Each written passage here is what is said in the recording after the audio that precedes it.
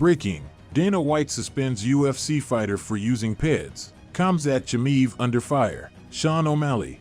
What's up everyone and welcome back to our channel. Today, let's get started with Sean O'Malley eyeing future tough coaching role under one condition: the Ultimate Fighter has given fighters an opportunity not only to punch their ticket to the UFC, but also for coaches to show a different side of themselves that fans may not be familiar with. For example, when James Wilson and John Jones on the show, fans had the chance to see the American gangster behind the scenes as a coach who cared deeply about his fighters.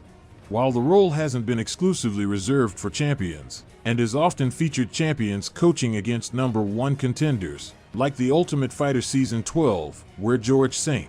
Pierre coached against contender Josh Koscheck, and Sean O'Malley says he would want to go into a coaching opportunity on the show as a champion.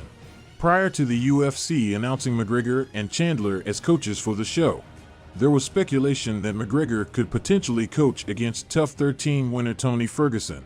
Now, however, with McGregor and Chandler on board and the season officially underway, the show has reclaimed its place as a major talking point in the MMA community. During a recent episode of his Bromley podcast, O'Malley spoke about the situation, stating that he'd like to coach when the time is right.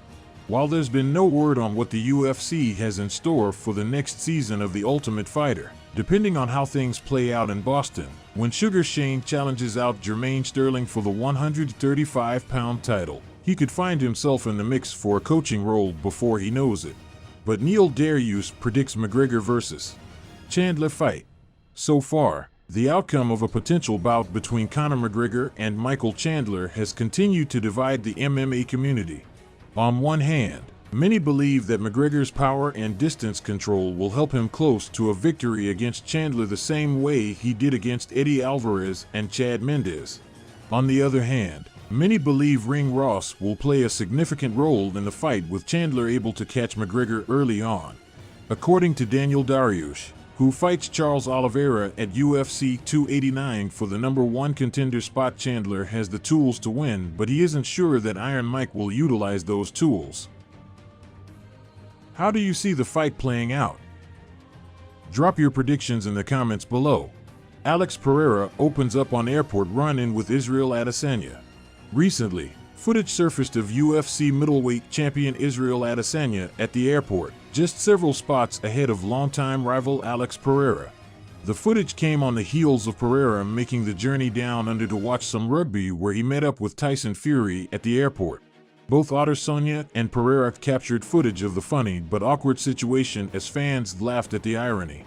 During a recent episode of MMA Fighting Through Castel Franca podcast for Portuguese-speaking fans, Pereira recounted the situation. "The rivalry will always exist. I'm fighting now. I have to have rivalry with the guy I'm fighting, you know. He's in there and he wants to kill me, and I want to do the same to him. How am I going to treat him? I have to be mean there. It's the same thing with Adesanya. For example, if I were to fight him again, we would have a rivalry, with the fight community split in regards to who they think gets the job done. We want to hear from you. How do you see the UFC 291 rematch playing out? Drop your predictions in the comment section below. UFC fighters suspended 2 years for USADA violation.